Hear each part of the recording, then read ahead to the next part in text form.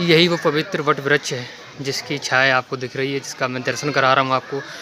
5000 साल से भी पुराना मंदिर है। तो अभी हम लोग फाइनली आपको सुखदेव मंदिर के दर्शन करवाएंगे और उस विशालकाय वट वृक्ष के भी दर्शन करवाएंगे जो 5000 साल से भी ज़्यादा पुराना है और भगवान श्री कृष्ण से सीधा ताल्लुक़ रखता है।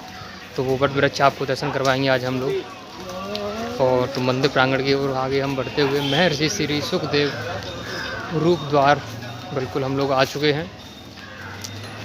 और ये आप गेट देख रहे हैं। तो बिल्कुल तकरीबन ये 80 के आसपास सीढ़ियाँ होंगी। सीढ़ियों पर चढ़ते हुए हम लोग,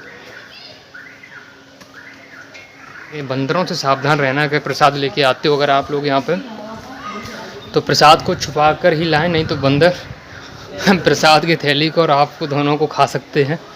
तो बच के रहिए। अभी तक हमें तो मिले नहीं हैं क्योंकि मेरे पास प्रसाद नहीं है। ये देखिए श्री सुखदेव मंदिर में पावन वट वृक्ष, भागवत कथा एवं विट्ठल मंदिर भी है यहाँ पे ऊपर है। चलेंगे हम लोग।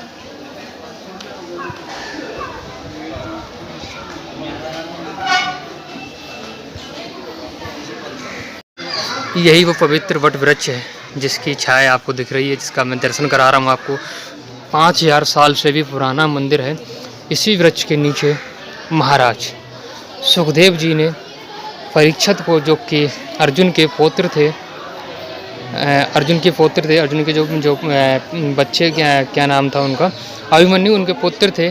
और भगवान श्री कृष्ण से सीधा संबंध था क्योंकि वो भगवान श्री कृष्ण की बहन जो थी उनके नाती भी थे। ये तो काफ़ी खास थे, काफ़ी घनिष्ठ थे भगवान श्री कृष्ण के। और ये वही वट वृक्ष है जहाँ पर सुखदेव जी ने परीक्षित को 7 दिन के अंदर भागवत कथा सुना के उनका तारण किया हुआ था और उनको मौत के भय से बिल्कुल मुक्त करा दिया था।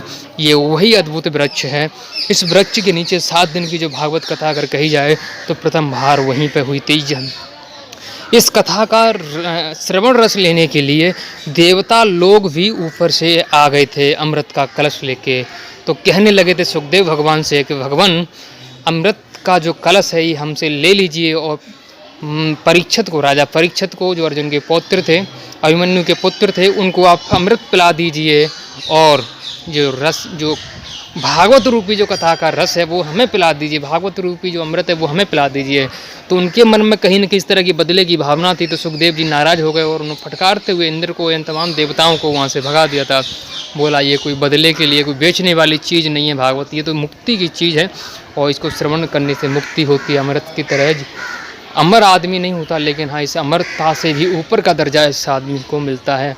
तो ये वही भागवत कथा यहाँ सुनाई गई। तो इस वृक्ष ने साक्षात वो भागवत कथा सुनी थी और 5000 साल से भी ज़्यादा हो चुके हैं, लेकिन फिर भी वृक्ष है, यूं का त्यों है। और इस वृक्ष की एक खासियत ये भी है कि ये जो वृक्ष है किसी भी मौसम में, कभी भी, किसी भी मौसम में कभी भी पतझड़ नहीं आता। इसके पत्तों का जो बोलते हैं, हर वृक्ष का एक पतझड़ आता है, वो पतझड़ जो है इस वृक्ष का, इस वट वृक्ष का नहीं आता है। कभी पत्ते पूर्णतः इसके झड़ते नहीं हैं। ये उस भागवत कथा का महत्व है, उस भागवत कथा का अमृत का वो रहस्य है जिसके चलते इस वृक्ष के पतझड़ का सीजन कितना भी भयंकर क्यों ना हो, अन्य वट वृक्षों के, अन्य बरगद के वृक्षों के जो पत्ते हैं वो झड़ जाएंगे पतझड़ में, लेकिन इस वट वृक्ष के पत्ते नहीं झड़ते हैं। अगर आपको विश्वास ना हो तो किसी भी समय, पतझड़ के समय कभी भी आइए, जहाँ आपको लगे हाँ पतझड़ आ चुका है पूर्णतः, उस समय आइए और उस समय इस वृक्ष के पत्तों को देखिए, लेकिन पतझड़ नहीं होगा। हाँ, पत्ते झड़ते हैं, नए आते हैं, लेकिन एक साथ पतझड़ कभी नहीं आता। जैसे 2 पत्ते अगर सूख गए उसकी जगह नए आ जाएंगे, लेकिन सारे पत्तों पर पतझड़ आ जाए ऐसा नहीं है। तो चलिए और ऊपर लेके जाएंगे, ऊपर से मुख्य दृश्य कराएंगे। ये आप जड़ें दिख रही हैं और ये उसी एक वृक्ष की इतनी सारी शाखाएं निकल के आ रही हैं। वाकई में अद्भुत वट वृक्ष है। अगर इसके में तो ऊपर एक मंजिल पे ऊपर है, यहाँ वृक्ष है, तो उसको भी आपको दिखाएं। यहाँ कोए हैं, कौआ जो बोलते हैं, क्रो जो है यहाँ पे हैं, और कुछ एक क्रो हैं यहाँ पे भटक रहे हैं। और ये देखिए, तो हम लोग अभी ऊपर चलेंगे और ऊपर से भी आपको दर्शन कराएंगे। ये सामने शिव मंदिर भी है। चलिए, लोग यहाँ दीप प्रज्वलित कर रहे हैं। देखिए, ये प्रसादी की दुकान भी है। यही वो पवित्र वट का वृक्ष। और ये देखिए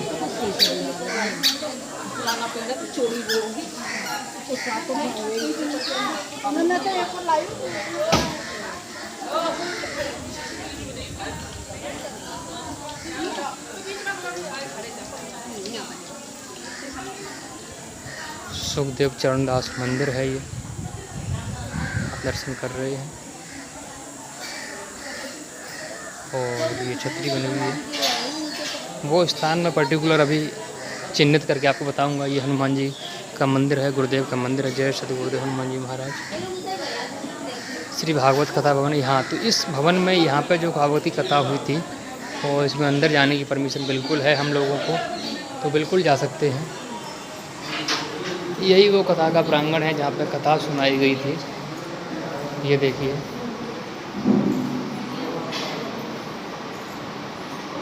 यहाँ पर जो कथा सुनाई गई थी, तो यहाँ पे आज भी कथा होती है। और इस प्रांगण में बैठ कर कथा सुनने का एक अलग ही महत्व है।